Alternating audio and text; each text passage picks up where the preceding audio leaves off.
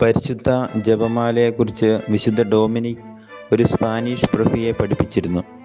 അവർ നിത്യവും വിശ്വസ്തയോടെ ജപമാല ചൊല്ലും.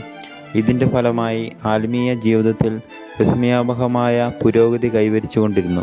ആ പ്രഭു പരിപൂർണത ആർജിച്ചെടുക്കുക എന്നതുമാത്രം ലക്ഷ്യമാക്കിയിരുന്നതുകൊണ്ട് ഒരിക്കൽ വിഖ്യാത പ്രസംഗകനായ ഒരു മെത്രാനോട് അതിന് സഹായിക്കുന്ന ഏതാനും ഭക്ത്യാഭ്യാസങ്ങൾ പറഞ്ഞു തരണമെന്ന് അവൾ ആവശ്യപ്പെട്ടു.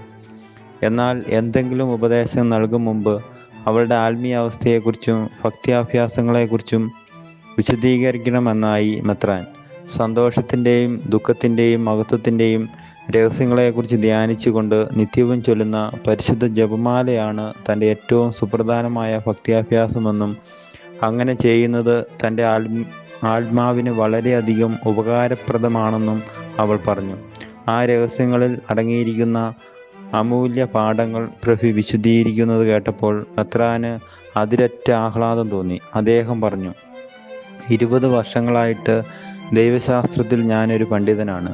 വിവിധങ്ങളായ ഭക്ത്യാഭ്യാസങ്ങളെക്കുറിച്ചുള്ള ധാരാളം മികച്ച പുസ്തകങ്ങൾ ഞാൻ വായിച്ചിട്ടുണ്ട്. പക്ഷേ ഇതിനേക്കാൾ കൂടുതൽ നല്ല ഒന്ന് മുമ്പൊരിക്കലും ഞാൻ മനസ്സിലാക്കിയിട്ടില്ല. കാരണം ക്രിസ്തീയതയുടെ സത്ത ഉൾക്കൊള്ളുന്ന, നിശ്ചയമായും ഫലം പുറപ്പെടുവിക്കുന്ന ഒരു ഭക്തിയാണ് ഇത്.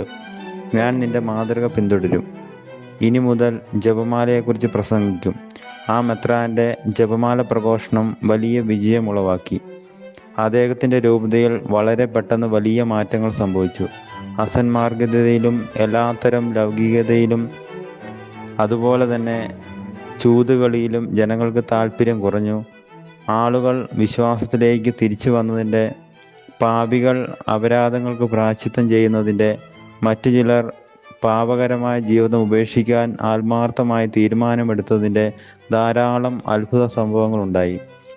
ഭക്തിതീഷ്ണതയും ക്രിസ്തീയ ഉപവിയും പുഷ്ടി പ്രാപിക്കാൻ ആരംഭിച്ചു.